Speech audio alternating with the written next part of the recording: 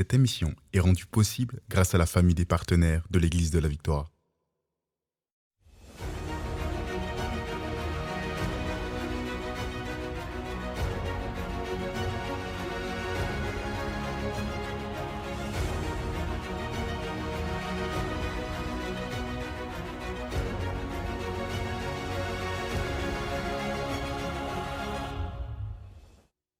Voici ce qui a été promis à Abraham. Voulez-vous savoir qu'est-ce qui a été promis à Abraham? OK. Galates 3:8. Aussi l'Écriture prévoyant que Dieu justifierait les païens par la foi. Moi, je suis justifié, alléluia, par la foi. A d'avance annoncé cette bonne nouvelle à Abraham. Toutes les nations, dites nations, toutes les nations seront bénies en toi. Toutes les nations, Abraham, seront bénies en toi. Qu'est-ce que ça veut dire? Toutes les nations seront bénies en moi? Il n'y a plus d'amen? Toutes les nations, vous êtes des sources de bénédiction, des canaux de bénédiction. Alléluia! Alléluia! Est-ce que je peux aller plus loin encore? Mais comment est-ce qu'on peut avoir un impact dans notre monde? Dieu a dit, toutes les nations seront bénies en toi, Abraham, et dans la postérité d'Abraham. Vous êtes la postérité d'Abraham si vous êtes à Christ. Mais est-ce que tu es en train de dire qu'on va avoir un impact vraiment mondial? Ben, ça serait charrié, c'est un peu exagéré. Nous, les pauvres petits chrétiens sauvés par grâce, attachez vos ceintures. Romains 4, verset 13. Romains 4, verset 13. En effet, ce n'est pas par la loi, ce n'est pas par la loi mosaïque, ce n'est pas par la loi évangélique de fais pas ceci, fais pas cela, fais pas ceci, fais pas cela. Ce n'est pas par la loi que l'héritage du monde,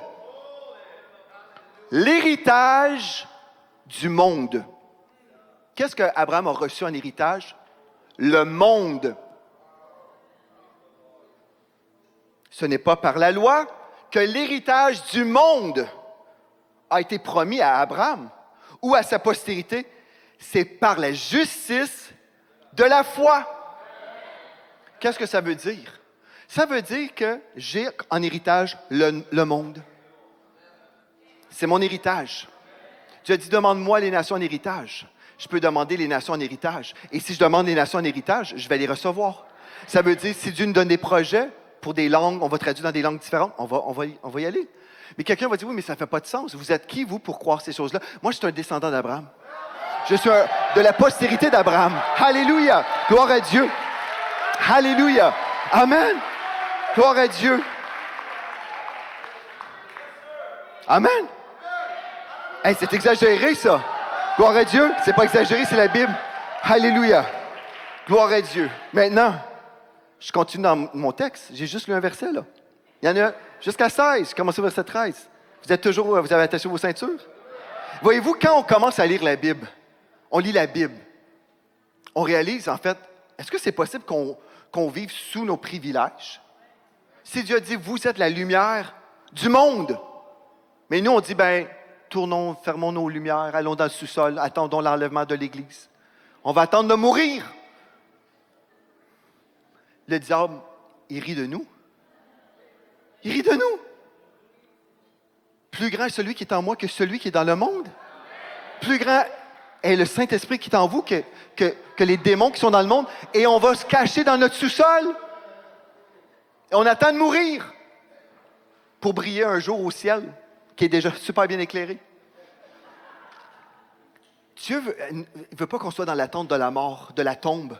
Il veut qu'on brille aujourd'hui, puis il a donné la terre en héritage à Abraham, et nous sommes les descendants d'Abraham. OK, donc je continue dans ma lecture. Au verset 14. « Si les héritiers le sont par la loi, la foi est vaine, et la promesse est anéantie ou annulée. » Donc, deuxième chose que je veux vous dire, très important, vous êtes toujours éveillés? Alléluia. OK, donc, le diable, ce qu'il va essayer de faire, là, c'est soit nous faire croire plein de mensonges pour qu'on soit totalement neutralisé puis qu'on fasse rien du tout. C'est-à-dire que si je crois plein de mensonges, je ne vais rien faire, je n'aurai pas un impact dans notre monde. OK? L'autre chose qu'il va nous faire, c'est que si je crois, OK, je ne vais pas marcher dans le péché et tout ça, je veux marcher avec Dieu, là, il va tendre un piège et ça s'appelle la loi.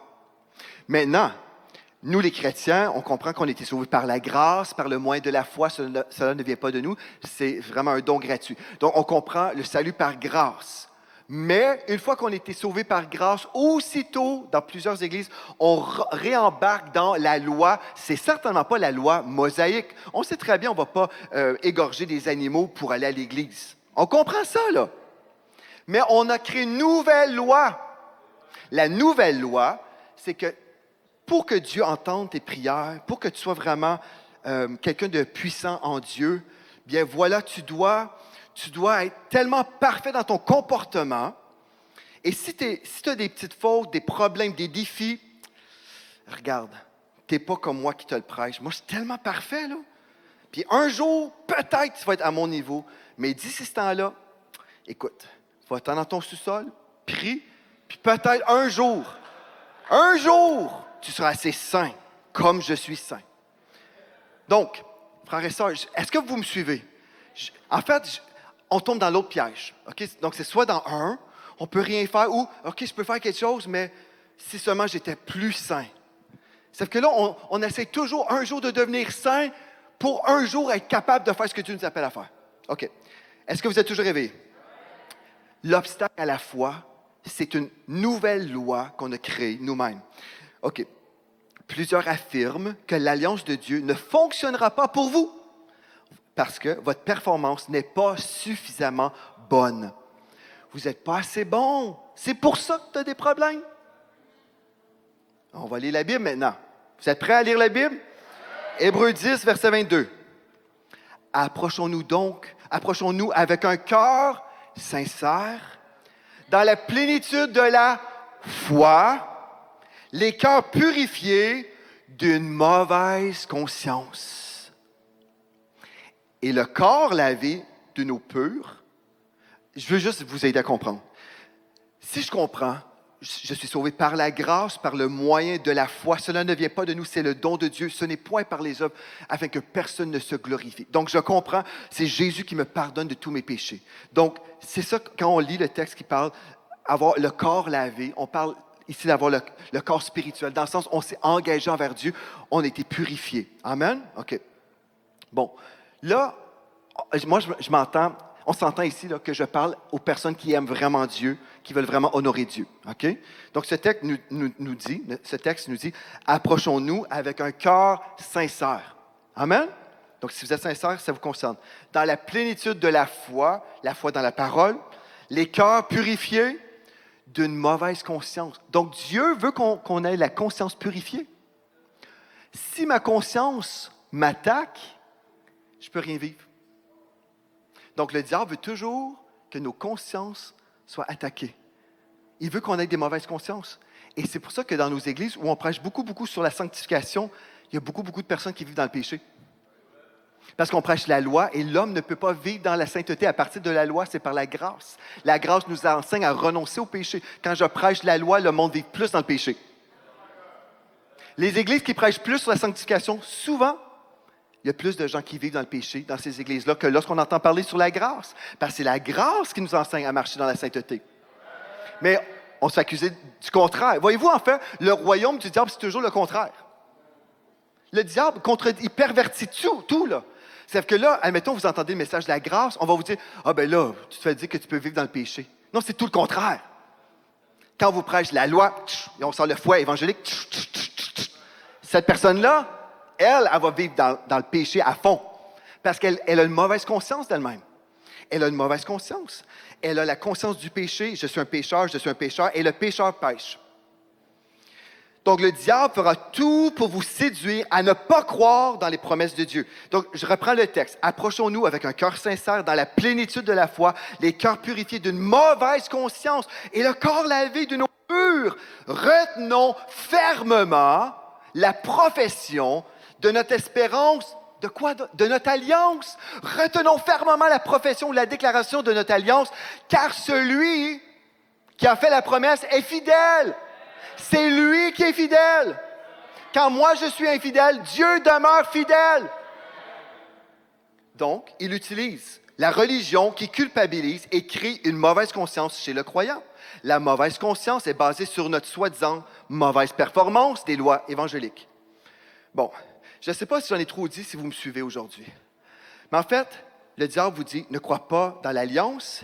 Moi, je vous dis, croyez dans l'alliance parce que c'est ça que Dieu vous offre. Si vous croyez dans l'alliance, Dieu va faire en sorte que vous allez devenir puissant dans votre vie, dans votre génération. Vous allez avoir un impact glorieux dans votre vie.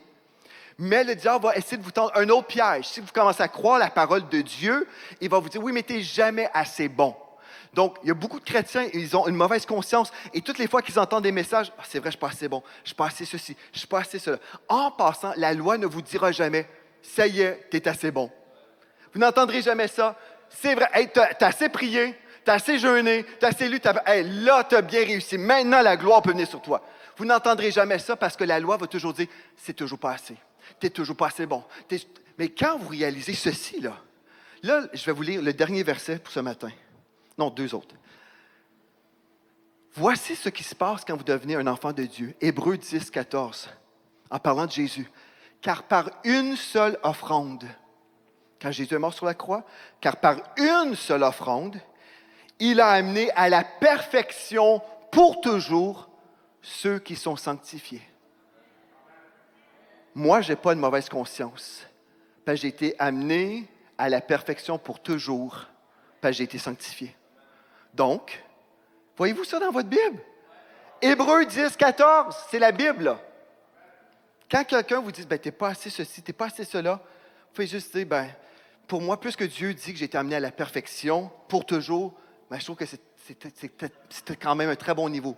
J'aime ça, le niveau de la perfection. Ceci ne veut pas dire qu'on ne veut pas changer les choses dans notre comportement.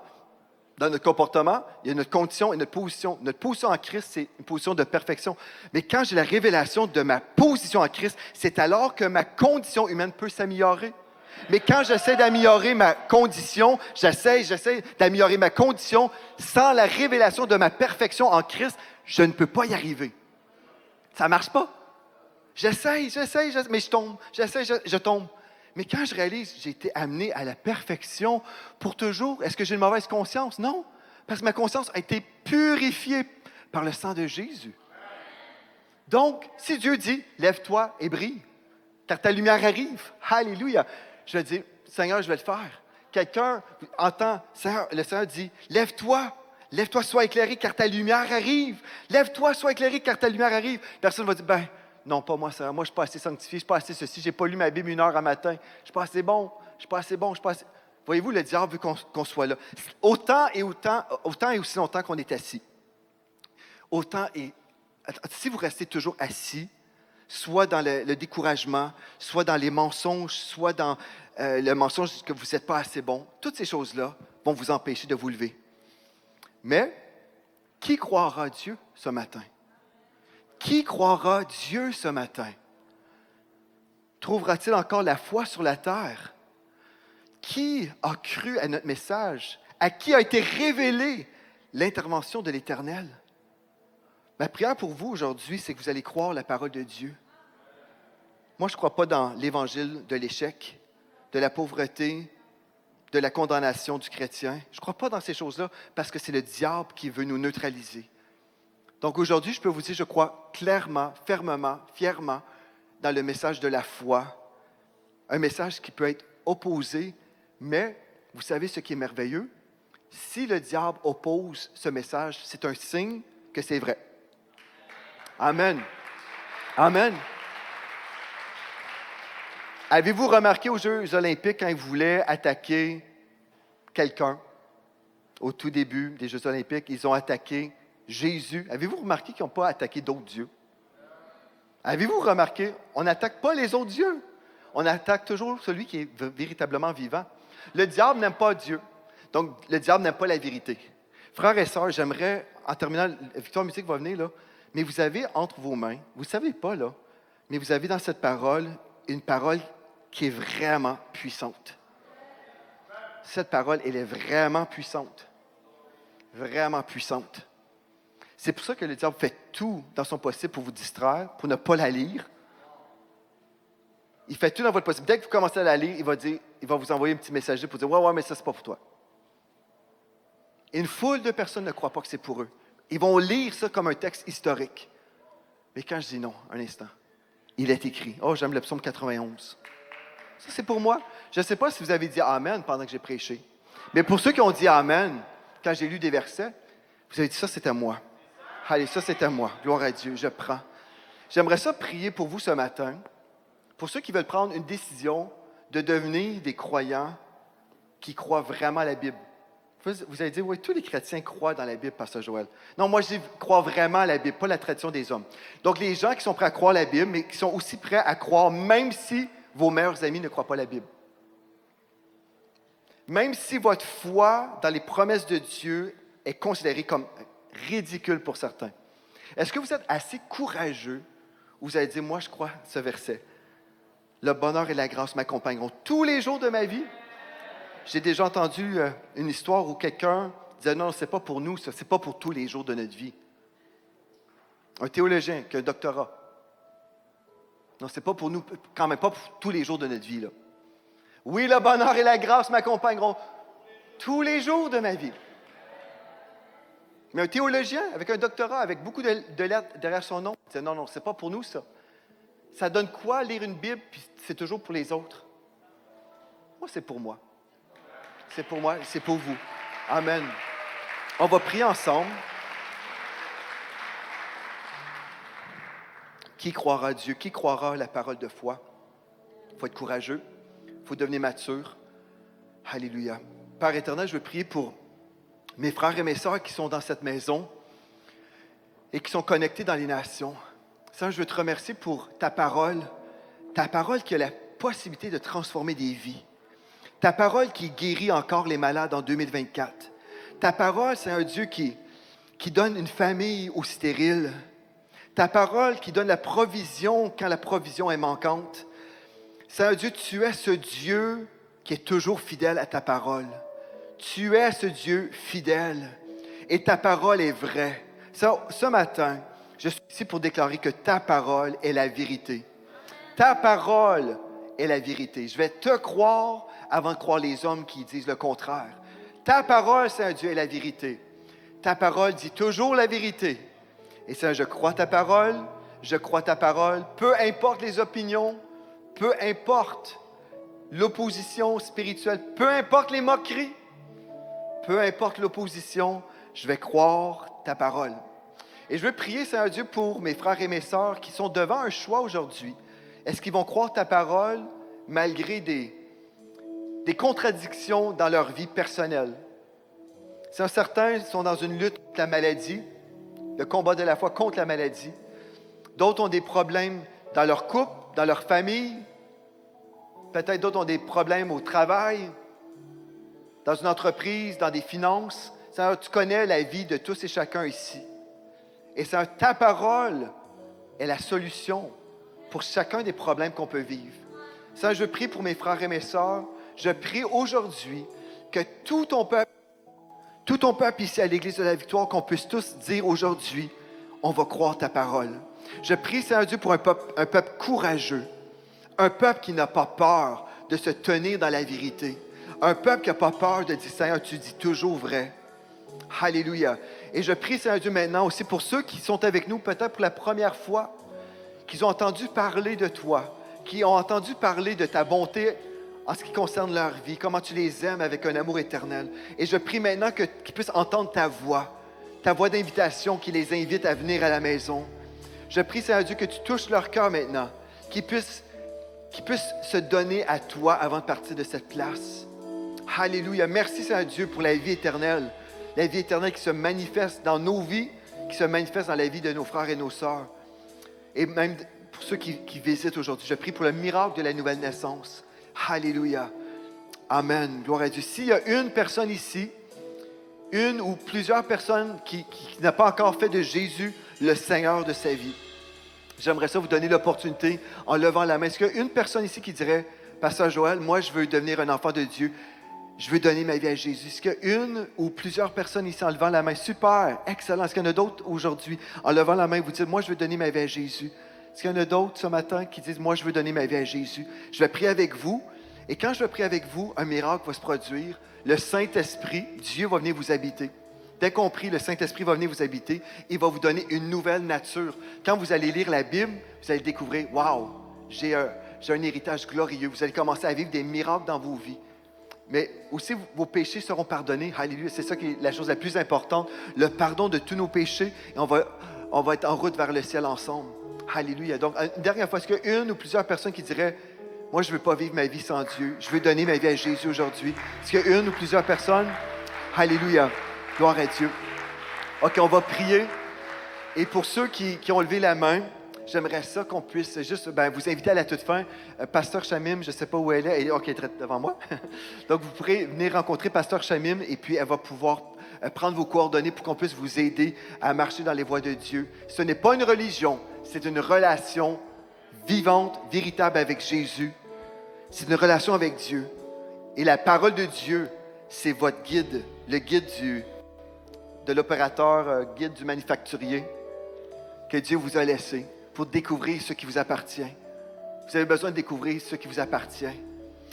Alléluia. Père éternel, je veux demander à toutes les personnes ici. On va prier ensemble pour ceux qui veulent se donner à Jésus, puis après on va louer le Seigneur ensemble. Donc répétez après moi pour tous ceux qui veulent s'engager envers Jésus. Dites, Père éternel, je réalise aujourd'hui mon besoin de Jésus. Je reçois maintenant le pardon de tous mes péchés. Père éternel, je te donne ma vie. Prends ma vie et fais de ma vie un chef-d'œuvre pour toi. J'ai prié dans le nom de Jésus. Amen. Est-ce qu'on peut acclamer le Seigneur Jésus? Amen. Alléluia. Gloire à Dieu. Gloire à Dieu. Qui croira à Dieu?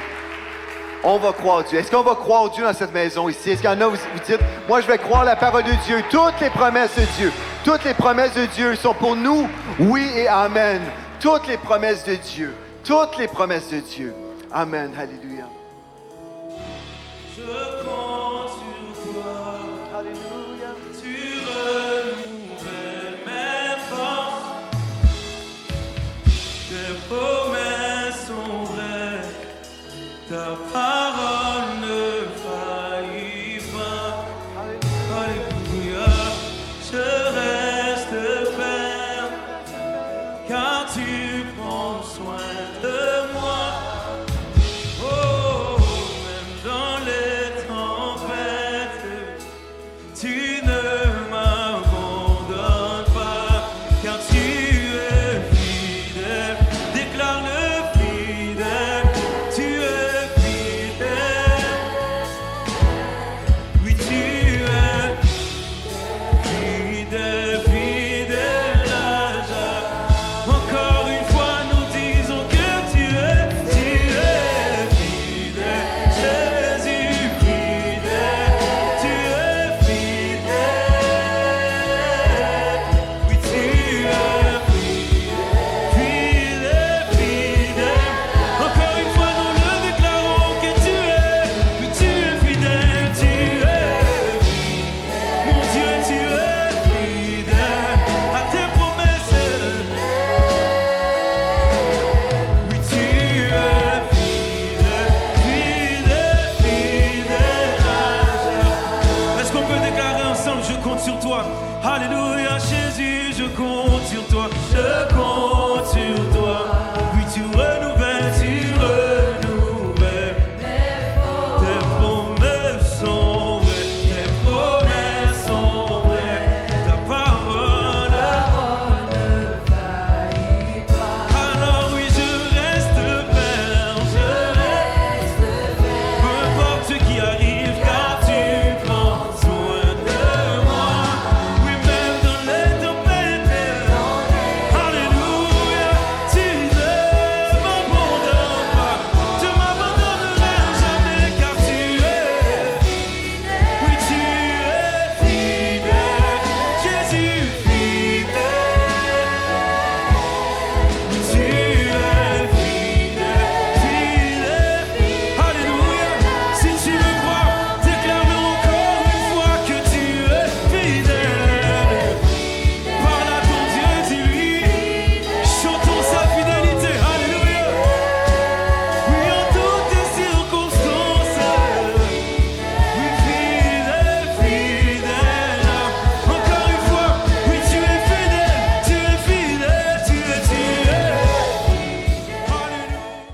Vous êtes bénis par les messages révolutionnaires de l'Église de la Victoire. Prenez part à cette œuvre qui transforme des milliers de foyers en visitant dès aujourd'hui semer.ca. Devenez un partenaire mensuel ou un bâtisseur ou paramétrez vos dons de façon automatique en toute discrétion et sécurité. 100% de ce que vous semez sert à annoncer l'Évangile. Merci de croire avec nous. Semer.ca